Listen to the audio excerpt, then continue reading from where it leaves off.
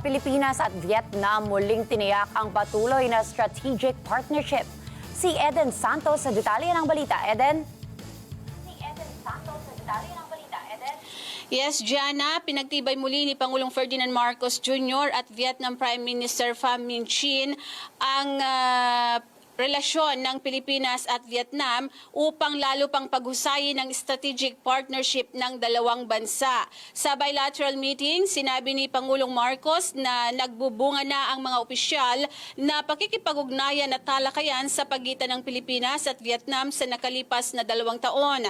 Sinabi ng Pangulo na masaya siya dahil naisulong ang mahusay na pagunlad sa unang talakayan at nagbibigay ito ng oportunidad upang galugurin pa yung ibang mga bagong areas of cooperation at partnership. Sa nasabing pagpupulong ay ipinabot rin ni Pangulong Marcos ang kanyang pakikiramay sa mga naging biktima ng Bagyong Yagi. Nagpasalamat naman si Prime Minister Chinh kay PBBM sa pagpapaabot ng kanyang pakikiramay. Muli ring pinagtibay ng punong ministro ang hindi natitinag na pangako ng Vietnam sa Pilipinas.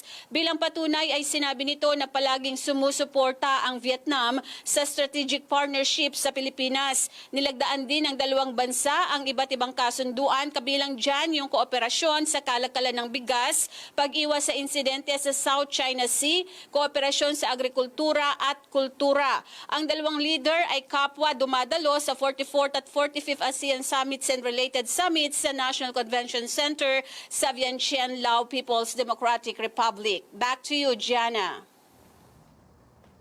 Okay, maraming salamat, Eden Santos.